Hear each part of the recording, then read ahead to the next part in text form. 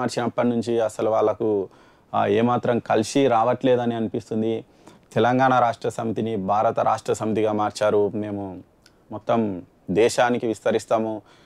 ఢిల్లీని గడగడలాడిస్తాం. ఢిల్లీని పీఠాన్ని వణికిస్తాము. మాదే నెక్స్ట్ పీఎం మేమే అన్నట్టు వీళ్ళు చేశారు.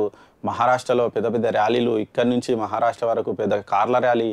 ఏపీలో పార్టీ, అక్కడ మహారాష్ట్రలో పార్టీ, ఇక్కడ ఒడిశాలో పార్టీ, ఇట్లా విస్తరించుకుంటూ వెళ్తాం అని అనుకున్నారు. అక్కడ వాళ్ళు విస్తరించుకుంటూ వెళ్తుంటే ఇక్కడ ఉన్న రాష్ట్రంలో టీఆర్ఎస్ అధికారానికి దూరమైంది. పేరు మార్పు కలిసి రాలేదని చాలామంది ఇప్పటికి కూడా అంటున్నారు. వాళ్ళ పార్టీ వాళ్ళు కూడా పేరు మార్చండి, మళ్ళీ మన పేరుకే మనం వెళ్ళిపోదాం, తెలంగాణ దూరమైనందుకే మన ప్రజలు కూడా దూరం అయిపోయారు అని వస్తుంది. ఇక్కడ మిగతా రాష్ట్రాల్లో కూడా, అంటే ఇక్కడ ఉన్న రాష్ట్రంలో కూడా వీళ్ళు అధికారంలోకి దూరం అయ్యేసరికి అక్కడ మిగతా రాష్ట్రాల్లో ఉన్నటువంటి ఎవరైతే జాయిన్ అయ్యారో వాళ్ళు కూడా చిన్నగా పార్టీకి గుడ్ బై చెప్తున్నారట. అదే ఇక్కడ 4 పొరుగు రాష్ట్రాల్లో మొత్తం కారు ఖాళీ అయిపోతుంది అని ఒక న్యూస్ అయితే ఇచ్చారు. ఇక్కడ ఒడిశాలో గిరిధర్ గమాంగ్ మాజీ సీఎం అప్పుడు పార్టీలో చేరారు. ఒక పెద్ద ర్యాలీగా వచ్చి తెలంగాణ భవన్లో చేరారు.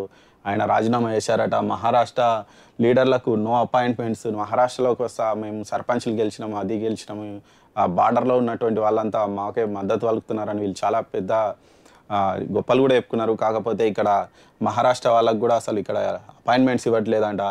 ఏపీలో ఉన్నటువంటి అధ్యక్షుడు తోట చంద్రశేఖర్, ఆయన కూడా సైలెంట్ మోడ్లో, అసలు అంటే ఆయన అధ్యక్షుడిని ప్రకటించారు కానీ ఇప్పటివరకు అక్కడ ఎలాంటి కార్యాచరణ లేదు. ఎందుకంటే రేపు ఎలక్షన్లు కూడా వస్తున్నాయి, మరి వాళ్ళు పోటీ చేస్తారా లేదా అనేది కూడా అక్కడ లేకుండా పోయింది. ఇంకా తెలంగాణలోనూ అవిశ్వాసాల రగడ, కారు వెళ్ళింది సర్వీసింగ్ కా స్క్రాప్ కా అంటూ కామెంట్స్. ఆత్మరక్షణలో బీఆర్ఎస్ లీడర్లు అని ఒక న్యూస్ పబ్లిష్ చేశారు.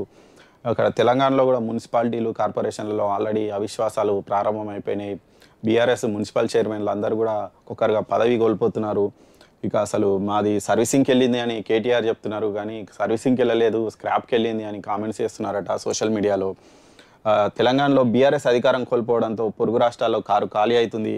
అనుకున్నది ఒకటి, అయ్యింది ఒకటి, బోల్తా పడింది బుల్బుల్ పిట్ట అన్నట్టుగా గులాబీ పార్టీ పరిస్థితి ఇట్లా అయిపోయిందట. మనం తప్ప వేరే దిక్కు లేదని ఇంతకాలం పాలించిన నేతలకు పాలన తెలియలేదని భావించిన గులాబీ బాస్ పొరుగు రాష్ట్రాల్లో బీఆర్ఎస్ బ్రాంచ్లు ఓపెన్ చేశారు. హైదరాబాద్కు మాజీ ముఖ్యమంత్రులు, ఇతర పార్టీ నాయకుల వరద కొనసాగింది. ప్రగతి భవన్లో విపరీతంగా మీటింగ్లు అయ్యాయి అని కూడా ఇక్కడ న్యూస్ రాశారు. ఆంధ్రప్రదేశ్లో పార్టీ శాఖను ఏర్పాటు చేసి రాష్ట్ర అధ్యక్షుడిగా తోట చంద్రశేఖర్ను నియమించారు. ఆ తర్వాత అసలు ఏపీ వైపు ఆయన కన్నెత్తి చూడలే. గులాబీ బాస్ కూడా అటు సైడ్ వెళ్ళలేదు. అక్కడ అసలు యాక్టివిటీసే జరగలేదు. ఆ స్టేట్లో కారు పార్టీ సైలెంట్ మోడ్లోకి వెళ్ళిపోయింది. ఒడిశా మాజీ ముఖ్యమంత్రి గిరిధర్ గమాంగ్, ఆయన కుమారుడు శిశిర్ గమాంగ్లు బీఆర్ఎస్లో చేరారు. వీరిలో గిరిధర్ గమాంగు రాజకీయ ధురంధరుడు. ఆయన ఏకంగా 9 సార్లు లోక్సభకి ఎన్నికయ్యారు.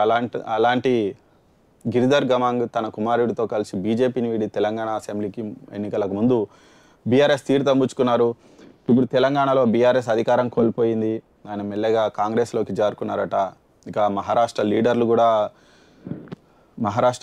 కూడా హైదరాబాద్ వస్తున్నారు. కాకపోతే ఇక్కడ సీఎం కేసీఆర్, కేటీఆర్ ఎవరు అపాయింట్మెంటు ఇవ్వట్లేదట. బల్దియాల్లో అవిశ్వాసాలు, ఆత్మరక్షణలో లీడర్లు అని. అంటే మొత్తానికైతే ఇక్కడ ఎవరైతే ఎలక్షన్ల ముందు గత కాంగ్రెస్ మన అసెంబ్లీ ఎన్నికల ముందు వరుస కట్టినటువంటి నేతలు ఒక్కొక్కరుగా పార్టీని వీడిపోతున్నారంట. మిగతా రాష్ట్రాల్లో అసలు పార్టీ యాక్టివిటీస్ లేవు, మొత్తం సైలెంట్ అయిపోయింది.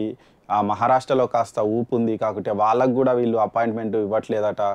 ఇక్కడికి వస్తే కేసీఆర్ అక్కడ ఆయన హెల్త్ బాలేక ఆయన ఇంట్లో ఉన్నారు.